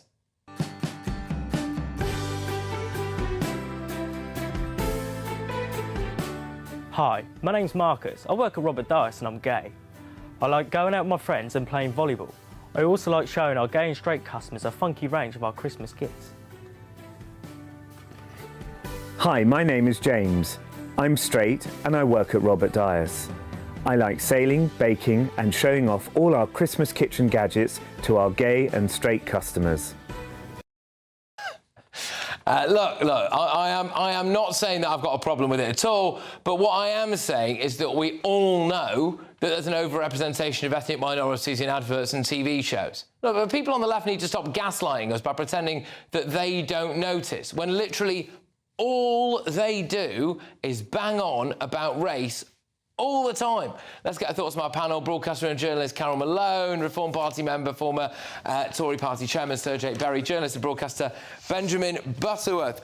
So, Carol, look, there's a lot of people clutching their pearls there, saying that, oh my goodness, their approach is so racist, companies are just so racist and all this stuff. It is true, though, there is an overrepresentation of ethnic minorities in adverts and in things like theatre productions, etc., isn't there? If I had a quid for every time someone over the past year has said to me there is an over-representation of black and Asian people on the telly, I'd be a millionaire by now. People are talking about this because it is so obvious. This attack on poaching today has, you know, it's about what in effect is woke advertising, has been hysterical, even by the standards of the left. I mean, some of the comments today, reform not fit to govern, Farage's silence is deafening. You think she'd murdered at somebody. All she's pointing out is a fact. She did it in a very clumsy way when she said something like, it drives me out. Stupid thing to say. However, her point remains, and the valid point was that adverts do not accurately reflect our society. And I heard a top advertising boss today saying, quite rightly, there used to be an underrepresentation of black and ethnic minorities on the television. He said, but now they've all overcorrected themselves to a ludicrous degree where it looks stupid. And this is a fact they have. And he said, and the stupid thing is they did it all at the same time, which is why we noticed as a nation. But this is just the left desperation from a flailing government to try and hit reform in any way they can. So it's got enough potion, especially in the light of the fact there's a massive budget coming. Miliband is still wrecking businesses in our country with these policies, and they should be concentrating on that, not this. But I've got to say, so it was racist when Sarah Poachin pointed out. And by the way, I acknowledge that the language was clumsy. She acknowledges that. But at the core of the point, she's making a valid point, really, about overrepresentation in adverts and other aspects of the media, etc. But when someone like Hamza Yusuf or Anas Sarwar stand up and just point that everyone's white, that's fine. Because I thought, maybe that's a bit racist. I'm not sure if... I don't know why they've done that. I mean, personally, I just think it's ridiculous, isn't it? But I'm not sure that... Sarah Poachin, she used some clumsy language, I accept that. But as Carol said, this is what people are talking about. This sort of tidal wave of DEI, the diversity and equality and inclusion that's washed over the whole of culture, being rammed down people's throats in a completely unsubtle way. People have noticed and gone, well, hold on, this doesn't reflect reality. And what really annoys me about it is, all of these organisations seem to have endless cash to, diversity wash their brands to sort of say, look at us, we're so inclusive. It's going to make anyone more likely to buy a thing of washing up liquid. I mean, the whole thing is just... And it's the tokenism. That's what really, really annoys me. If I was a black person, I'd be really annoyed. Suddenly I should rush out and buy some washing up liquid because the person doing the dishes is black. No! People, that's not how people behave. It's ridiculous. I mean, there is also... so when you see things like, for example, I played you a Transport for London anti-sexual assault video there and a similar offering from Kent County Council. And I think they feel as though they have to have diversity in the advert or in the campaign, so they have to have that in, but they obviously can't have the ethnic minority as the perpetrator of the sexual assault, just in case they get called racist. So what they do is they make sure that the white person is doing the assaulting. And this seems to be like the tried and tested formula now. Racial profiling. A few years ago, a friend of mine ruined films and dramas for me because he said the black character will never be the guilty one. They'll never be the person who carries out the crime. And I've yet to see it disproven. So clearly there's a degree of truth. But look, I think what Sarah Poachin said, to say it drives me mad to see black people and Asian people, so many of them on TV, that sounds a lot like racism to me. I think the truth is she said the quiet bit out loud. Now, look, advertisements, campaigns, art are not documentaries. They're trying to encapsulate a sense of the brand, a sense of the country. There aren't many meerkats or drumming gorillas or moon-faced pigs in Britain, but we still have those on advertising campaigns. It is incredibly problematic that she is pointing this out. The context in which Sarah Poachin said that. She didn't. The left are trying to suggest she came out of the blue and started ranting about it. That is not what happened. She was on a radio show. A punter rang in and said this is what he believed. There was overrepresentation, and she was answering his question. She didn't just say it out of the blue. She said it to make a point, to agree with the person who rung in. In a weird way, Carol, you made a valid point, quite unexpectedly. In a weird way. Oh, hello. Because I have never heard anybody say, the thing that drives me mad about Britain is there's too many Asian people advertising pots and pans. People don't care about this. This is the kind of racial obsession that organisations like Reform UK have. No. People have noticed it in the past year. And it doesn't just stop on TV. So I was getting a train recently from Euston Station, and Avanti West Coast, which, by the way, I travel a lot on it, is terrible. If you look at their statistics, I think less than 5% of their trains from between Manchester and London actually arrive on time. Here we go. You got my picture, well done. So Avanti West Coast have the money to put a pride flag on their train, but they can't make the trains run on time. The most recent train I was on ran out of loo roll. Frankly, I would prefer that you could wipe your backside on a train rather than it was covered in the pride flag.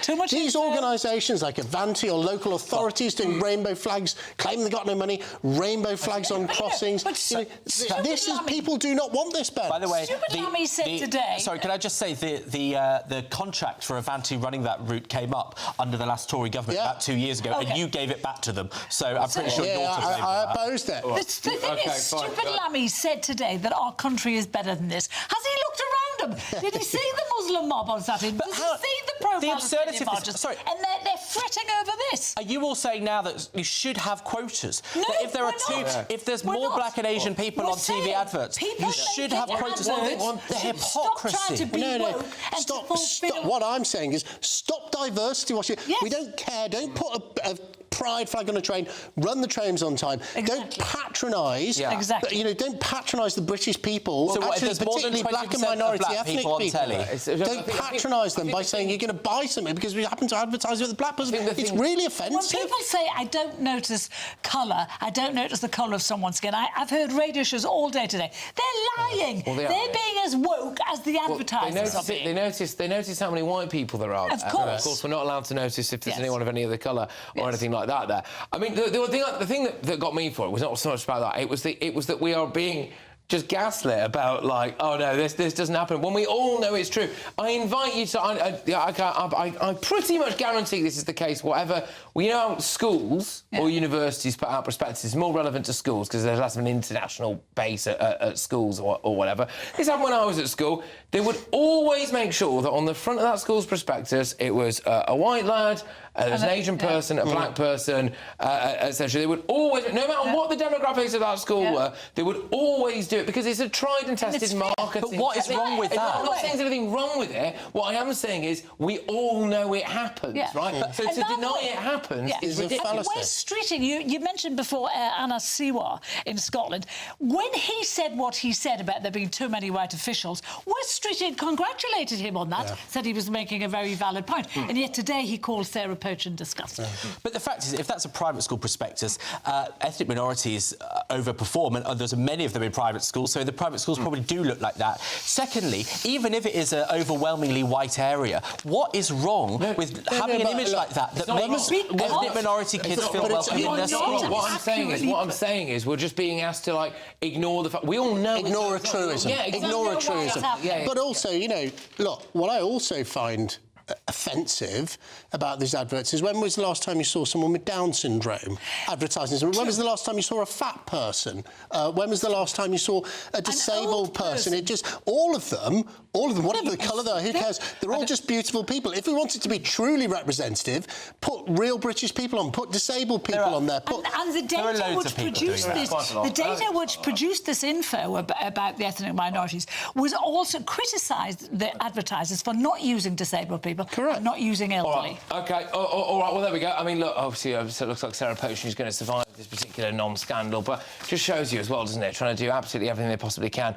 And then I thought fair play, by the way, as well, to Ellie, the rape gang survivor, who called out the media today. Good. Desperate to point out Sarah Pochen's quote-unquote racism, but unable to point out the complete cast-iron racism of a predominantly, in some cases, Pakistani men systematically raping white young girls because they were white. But anyway, look, loads to get stuck into, including David Lammy is in massive trouble for the early release of an Ethiopian sex offender. We've actually come into pictures of his big day out in London, so we're going to play them to you very shortly. But, of course, before that, the clock is ticking. Your chance to win the latest Great British giveaway. Here's how you can be in it to win it. There's 4 days remaining to see how you could be our biggest winner this year with a prize worth over £104,000. First, you could be driving away with this brand new Benamar Primera motorhome. Worth over £74,000, this luxury vehicle comfortably sleeps 4, has its own fitted kitchen and bathroom areas, and comes complete with fitted awning and bicycle rack. And that's not all, as we'll also give you a whopping £30,000 in tax-free cash to spend however you like. Someone is guaranteed to win our biggest prize to date. But hurry, get your entry in now. For another chance to win, text WIN to 63225. One entry costs £2.50 plus one standard network rate message. Or text BONUS to 63225. 5 entries cost £5 plus one standard network rate message. Go to gbnews.com/win. Entries start at £2.50. Call 0903 686 3232. Calls cost £2.50 plus your network access charge. Or post your name and number to GB16 PO Box 8690 Derby DE1 9TT. UK only. Entrants must be 18 or over. Lines close at 4 p.m. on the 31st of October. The winner will be contacted live on GB News, week commencing 10th November. Please check the closing time if listening or watching on demand. Good luck. OK, welcome back. Very shortly, all of tomorrow's newspaper front pages. Leading the front page of the Telegraph tonight, well, it's the King, and he just can't escape Prince Andrew. How long have you known about Andrew and Epstein? Have you asked the police to cover up for Andrew? Yes, but first, the Ethiopian migrant released by mistake has been caught, but we have got some exclusive pictures for you of his big day out in London. That's next.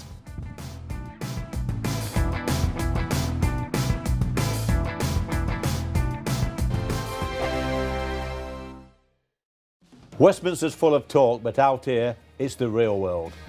Am I allowed to talk now? No, that's it. This is where it matters, real people and real lives. That's what politics is all about. The fact that Trump made a good start, no. Straight answers, no spin, and just a couple of pints. How many fingers have I got up? About 10. So join me for Lee Anderson's Real World every Friday at 7 p.m, only on GB News. The People's Channel, Britain's news channel. I'm Michelle Dewberry, and this is GB News, Britain's news channel. GB News Breakfast, every day from 6 a.m. TfL are actually encouraging people to take their cats on the tube. Presumably, they want more people to travel on the tube, and they're saying let them relax on the floor during the trip.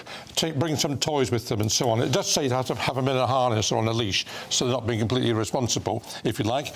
And we've now got a response from the Cats Protection charity, who say it was shocking and warned that such travelling conditions would be hugely stressful for the animals. Oh, for goodness sake, what is wrong with them? How are people supposed to get anywhere if you've got a pet, for example, that you're transporting? You have to have a car. Do you know what? My dog loves public transport so much that if a bus stops when I'm chatting to somebody and the door's open, on a couple of occasions he's just popped himself on a lead, and I have to, you know, luckily, thank goodness we still have drivers in vehicles, you know, they're not driverless vehicles, because, you know, they spot this dog and go, excuse me, mate, you haven't got a bus pass. There's a famous dog from the past from Lewis who used to nip on a train and go around the southern region on a train and get back to Lewis in the evening, just on his own. Yeah, because they're sociable creatures, aren't they? Lots of them like it. I think the issue with the TfL stuff is the fact they're showing these rucksacks, because they're a bit controversial, aren't they? Or the front sacks they've got there, where the cats are kind of inside. Catastrophe. Very good, Norman. I think that's what people take issue with. Although one of my friends has one of these cat rucksacks, and the cat absolutely loves it, always hopping in there. You see, I think that's the... I think it depends on the cat. It does depend. What about other animals? You can take snakes on, for example. No, thank you. Snakes on a train. Love it. Yeah, new film. I think so. Yeah. GB News, the People's Channel. You want to know what's really going on in the corridors of power? Labour don't know what to do with you half the time, and that makes you quite lethal in the chamber. Get behind the headlines with Chopper's political podcast. Join me, Christopher Hope, as I sit down with the great and the good of British politics. We'll see where this ruling takes us. These are the stories shaping our nation. Chopper's political podcast, available now on all platforms. Listen in and stay ahead.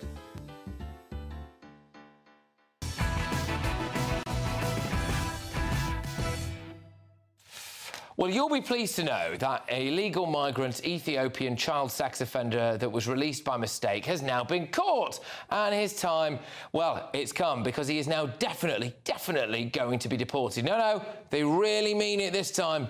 I'm today announcing that there will be an independent investigation by Dame Lynn Owers. I spoke to her yesterday, former Deputy Commissioner for the Metropolitan Police and Director General of the National Crime Agency. And she will fully establish the facts of Kibatu's release and whether staff had sufficient experience, training and technology. You could really kind of hear the cogs turning in his brain. But maybe one of the reasons it took so long to find Kibatu was because mastermind David Lammy was looking for him. If it feels like neighbourhood policing has vanished, it's not around you. We haven't seen a police while I've been here, and I've been here for a little while now. Oh, grief.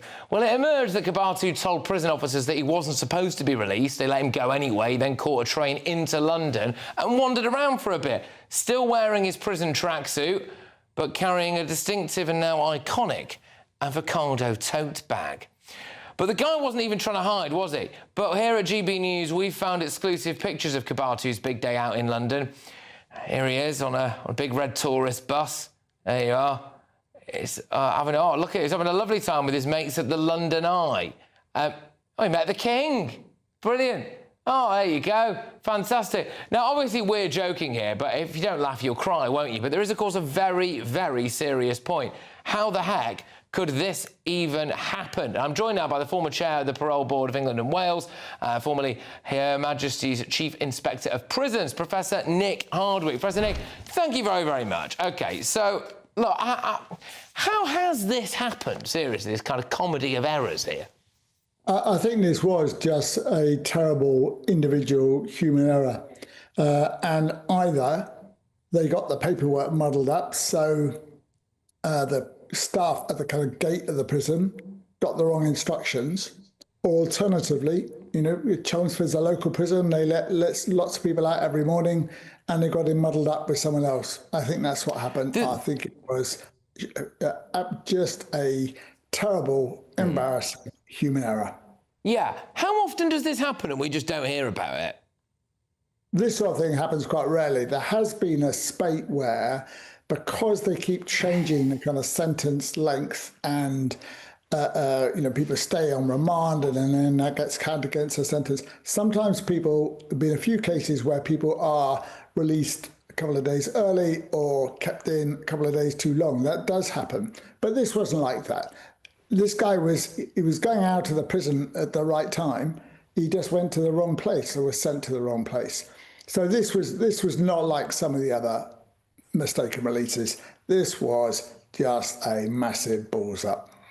Yeah, I mean, it was really, and also, can I just say that, you know, like I know we've just kind of had a bit of a joke about, you know, his big day out in London and everything. I mean, there is an incredibly serious undertone to this, which is that his victims certainly are not happy about it. They feel traumatised again by the whole thing. He clearly was unable to control himself. The 4 or 5 days after he got into Britain, he went on a sexual assault spree. You know, that's not a man there that you would trust wandering the streets. David Lammy was in Parliament earlier today, and he started kind of laughing whilst Robert Jembrick, the Shadow Justice Minister, was talking. I don't know if we can have a little clip of this. I think it's David Lammy kind of laughing in Parliament about it all, which we might be able to play. I could talk over it, I think. So, yeah, but I'm not sure it's a particularly good look, Nick, for this. I mean, this is him kind of ranting away. I didn't see the stuff with David Lammy. But where you're right, I think, is this will have been very upsetting and frightening for the victims. And I think they should be our concern. And I think they and everyone else will be relieved that he was found pretty quickly. There's no sign he was trying to kind of get away. Indeed, he tried to go back into the prison. Looks to me like he was sleeping rough in a park, was picked up. He's always said since he was convicted he wants to go back to Ethiopia, and now that's what's going to happen. I mean, with respect, Nick, he wasn't found that quickly, was he? I mean, he was released. He was released at about midday on Friday, and the bloke wandering. I mean, arguably Britain's best-known sex offender, or indeed, this case, Ethiopia's best-known sex offender, wasn't picked up again until, was it Sunday morning? After having a quick visit to Dalston Public Library. Well, I'm not I'm not saying, of course, it could be the quicker the better. Obviously, I agree with that. I mean, the point was he was found and is now on his way back.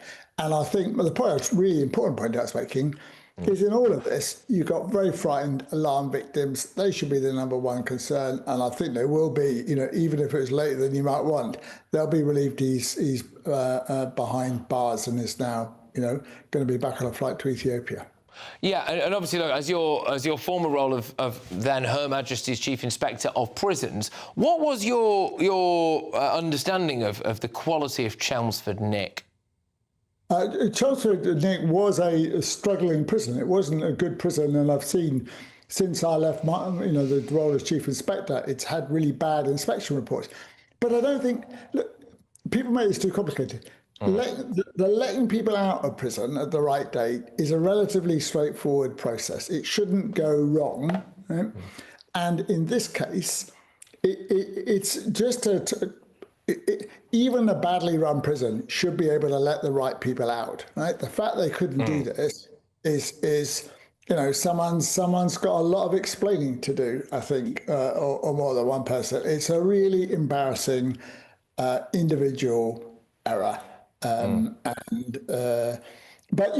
I guess even on GBNews, sometimes people make balls ups, and any organisation that has humans in it, sometimes people would do stupid things. Yes, I'm certainly not immune from the odd balls up, although having said that, I don't think I've ever accidentally released an Ethiopian sex offender, but yes, there we go. Well, not yet, anyway, no. All right, Nick, thank you very much. There's Nick Hardwick there, who is formerly Her Majesty's Chief Inspector of Prisons and, of course, the former chair of the Parole Board of England and Wales. Right, coming up, all of tomorrow's newspaper front pages, some breaking news on the front of the Times now. Migrants will be housed in military barracks. OK, and also leading the front of the Telegraph, pretty bad day out for the King, I'm afraid. How long have you known about Andrew and Epstein? Have you asked the police to cover up for Andrew? More on that very shortly, stay tuned. I forecast a perfect holiday in the sun. Weather looking good then? For sure, and no worries about our travel insurance. All Clear Travel Insurance sponsors GBNews Travel Destinations Forecast. Hello, here's your latest holiday sun forecast brought to you by the Met Office. Western parts of the Med are set to see some thundery showers over the next few days, but mostly fine further east. So on Tuesday, the Canaries look fine, but across Madeira and certainly parts of Portugal, some heavy outbreaks of rain developing at times. The central part of the Med not looking too bad, isolated showers, some fairly warm sunshine. Some warm sunshine in the east too, but also some thundery showers. And over the next few days, we hold on to thundery showers in the west, mostly fine though the further east you go. All Clear Travel Insurance sponsors GBNews Travel Destinations Forecast. Hello again and welcome to the latest update from the Met Office for GB News.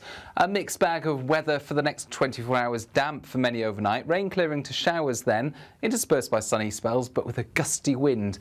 We're seeing very Atlantic-driven weather at the moment with low after low after low moving in, and the next low is already upon us. That's sending a band of rain as well as some mountain snow for Scotland across the UK overnight. It's soon replaced by showers with some breaks in the cloud, particularly through central parts, but with a gusty wind it's not going to be a particularly cold night. Temperatures generally dipping to the mid to high single figures or low double figures, a little bit chillier for northern Scotland. And here, some of the showers first thing again will be falling as snow over the mountains, but at lower levels it's just heavy showers, even some more prolonged spells of rain through central parts of Scotland. Some sunshine in the far north, also the far south of Scotland. Northern Ireland seeing a mix of sunny spells and showers, likewise for much of northwest England, southwest England and Wales. For the Midlands, East Anglia and for parts of the southeast, it's mostly dry first thing with some decent sunny spells. But for all of the UK, we've got this gusty westerly breeze. That's going to be particularly strong over the Pennines and just to the east of the Pennines through the morning especially. And that's going to continue to bring showers in from the west. Some prolonged rain pushing into Cornwall, parts of Devon by the afternoon, and those heavy showers across western Scotland just coming in thick and fast. Away from that, we do have some sunshine, but on Wednesday the More prolonged rain in the southwest spreads more widely to much of the southern two-thirds of the UK, particularly Wales, the southwest of England and later on the Midlands. To the north, northern England, Scotland, Northern Ireland, another day of bright spells but also some heavy showers and some mountain snow for Scotland. Staying mixed Thursday and Friday with a chance of some stronger winds at times. Britain deserves a newsroom that puts the facts and your voice first. Well, and that's what you get on GB News. Lively debates, lively conversation. And we're not afraid to hold power to account. And each other. So join me, Andrew Pierce. And me, Miriam Gates, for Britain's Newsroom, weekdays from 9:30 on GB News.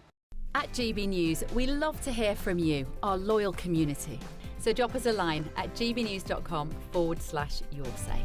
There you can talk to each other and also to the presenters live on air. gbnews.com/yoursay, because GB News is your channel, Britain's news channel.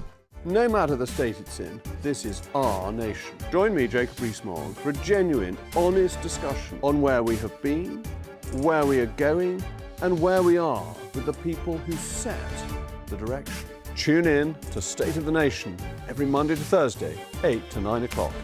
Only on GB News.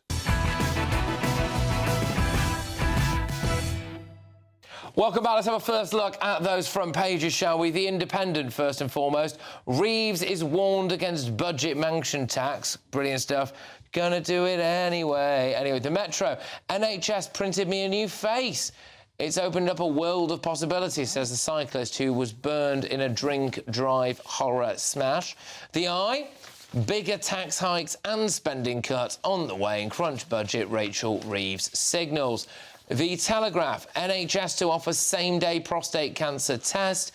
Headache for the palace. Sorry, two separate stories here. Headache for the palace as the king is heckled over Andrew. And The Guardian, ministers warned not to scapegoat prison staff over sex offence case. So there we go. There's also, I think, a picture of the biggest hurricane to ever hit Jamaica is on the way. Yeah, it is. Fears that Hurricane Melissa could be quite catastrophic. We're going to bring you some footage of that in my next hour as Hurricane Melissa apparently is set to make landfall in Jamaica, which will no doubt be absolutely devastating. Let's focus on the king being heckled, actually, because we've got a clip of it. Here it is. How long have you known about Andrew and Epstein? Have you asked the police to cover up for Andrew? Have you asked the police to cover up for Andrew's trials? What do you think? Should the MPs be allowed to debate the royals in the House of Commons? What do we make of that?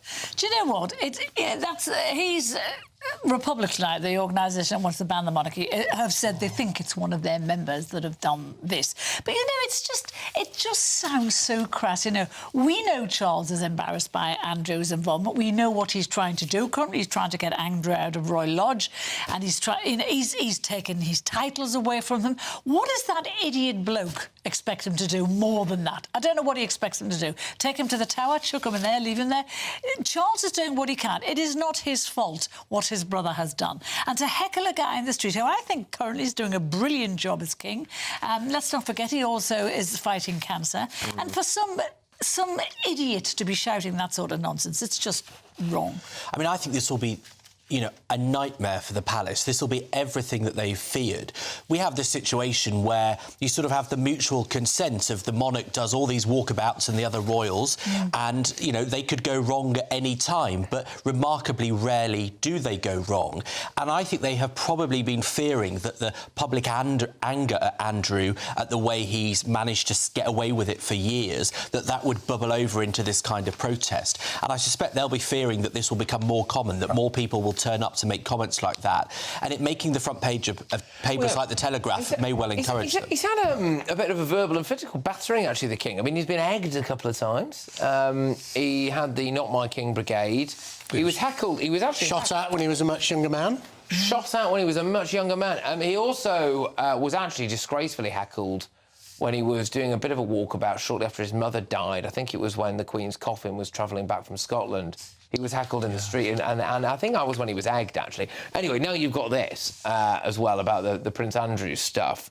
What do you make of it? Well, look, we discussed this last Monday on the show, talking about will this continued negative coverage about Prince Andrew sort of, become a crisis more widely for our monarchy. It certainly isn't at the moment, but I think Benjamin's right. This will be the real concern in the palace, that, this will happen. And I just hope that Prince Andrew, will do anything he can to cooperate with the King, to try and ensure that this doesn't damage the monarchy more widely. He's done enough damage already, frankly, hasn't he? Yeah, but the thing is, he's obviously not cooperating, right? I mean, the guy is a buffoon. He, just, aside from just what he's done, which I think is pretty reprehensible, to say the least, there was this ridiculous situation where last week people were called to the palace and were supposedly going to be seeing the King drive in there, or Andrew coming out and saying that he was going to be leaving, and then that didn't happen, and then now we've got to find Fergie a home as well. Why have we got to find Fergie a home? That was one of the stories today, that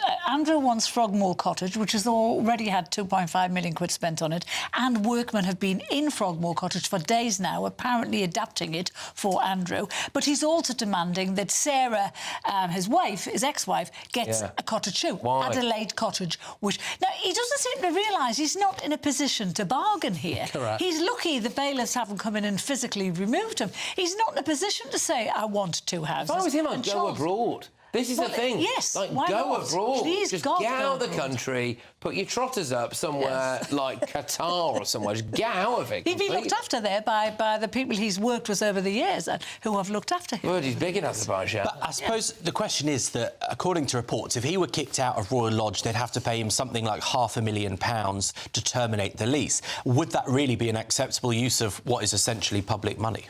Yeah, although the one slight pushback to that before we move on to the next one page is that in Prince Andrew's world, £500,000 isn't a huge amount of money. No, it's not. But I mean, that is, he's not buying a flat in Knightsbridge for £500,000, is he? Do you know what I mean? So it's like, anyway, right. Coming up, some other front pages for you.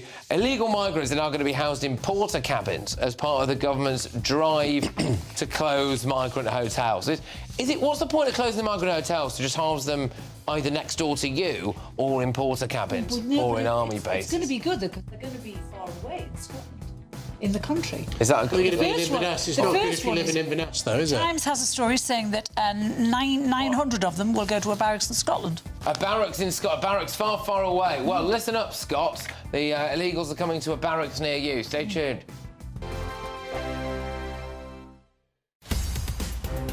In the GB newsroom, we bring you the news as it happens. With our team of dedicated journalists across the UK. We're ready to keep you up to date with what's happening every half an hour, every single day.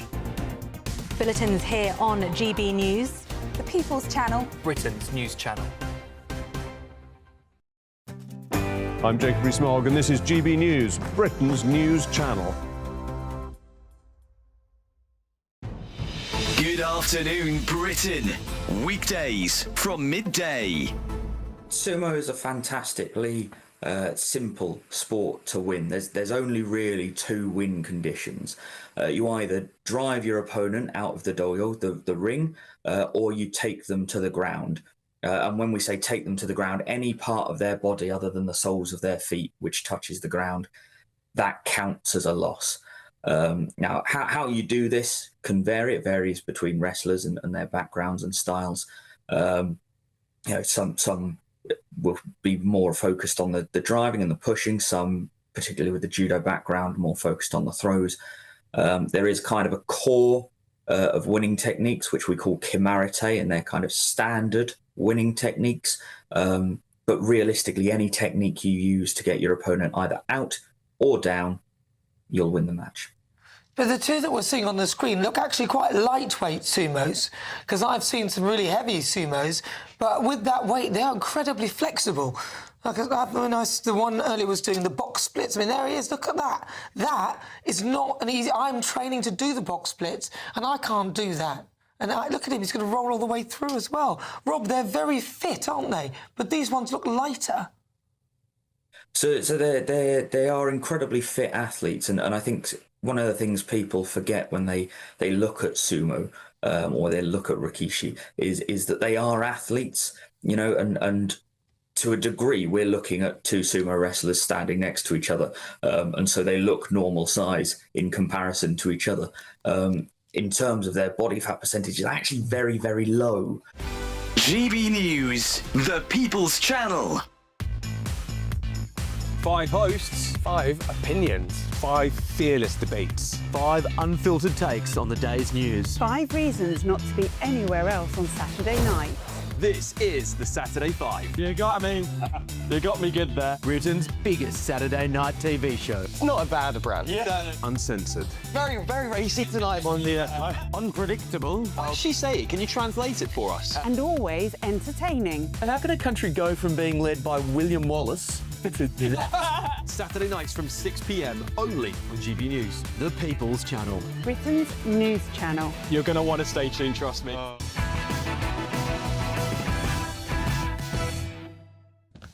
OK, the next round of national newspaper front pages, starting with the Times. Small boat migrants to be housed in barracks. So apparently small boat migrants are going to be housed in 2 army barracks in Scotland and the south of England from next month.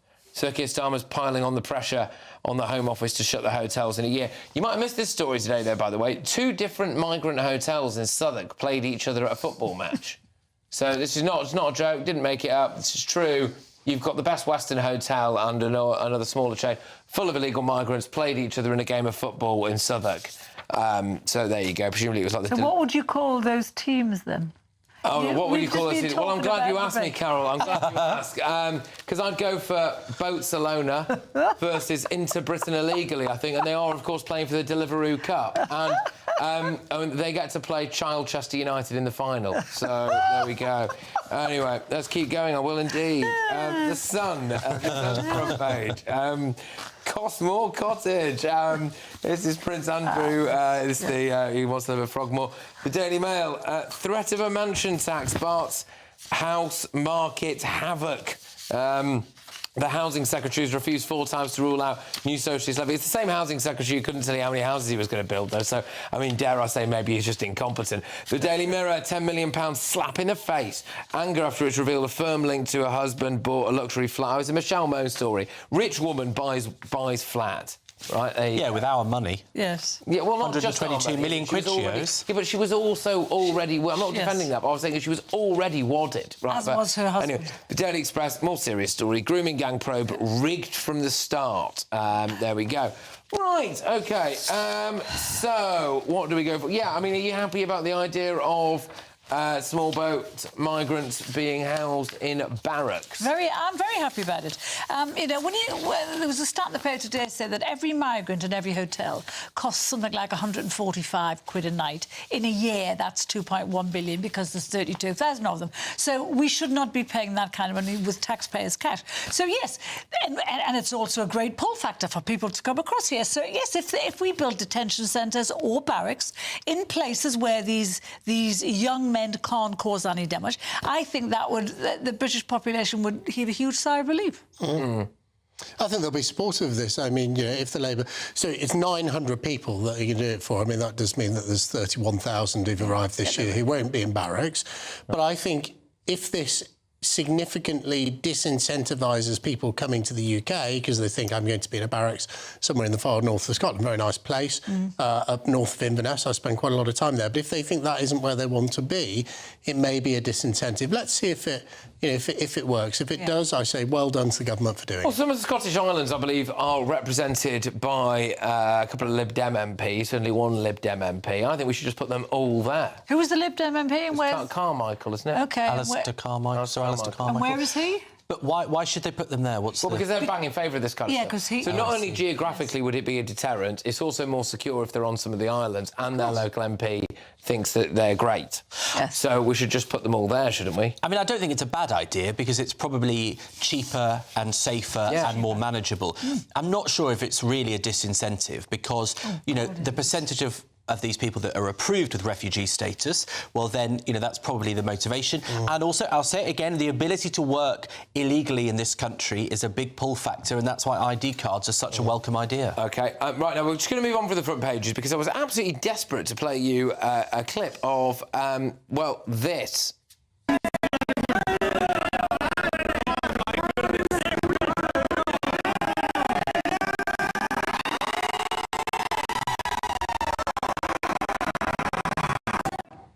OK, so that's rural India, where they have a poo throwing festival. Oh, no. What? No. What you said. Yes. Oh, right, yeah. It's a poo throwing festival. Yeah. Can we got that without sound on, so we can drink that in again one more time? Why would you want that? No, I just thought it was an odd thing, isn't it? Like, so in rural India. So basically, what's happened is they do this every year, and you see the guy. I mean, it's easy to spot who the. Well, I thought he was. Is he a presenter of Wish You Were Here? No, yeah. So he's getting slapped in the face with poo, and right. The reason I raise this is because the guy in the white hazmat suit there is the vlogger, the guy who does things for YouTube and films it. So he's turned up and he's filmed it, and he's gone, oh, hey, I went to a poo throwing festival in India. And people are now saying that he's racist. He's racist for highlighting it. Oh, gosh, you shouldn't do that because it's brought shame on them. I would just also, I don't know, lads, like, if you do that, maybe you should be called out for it. It's the kind of holiday I would go on. So there you go. You're just giving me ideas. Why would you do that, for goodness' sake? I mean, I'm assuming it's not human poo, it's manure. Okay. Well, why would you assume I'm being that? told we've got to go. Could be. We've got to go. All right. Thank you very much. Thank you. I've got another hour where we can see more top-notch, highbrow content like what we're getting out of rural India. But yeah, loads of serious stuff to go out. See you in a sec. Bye.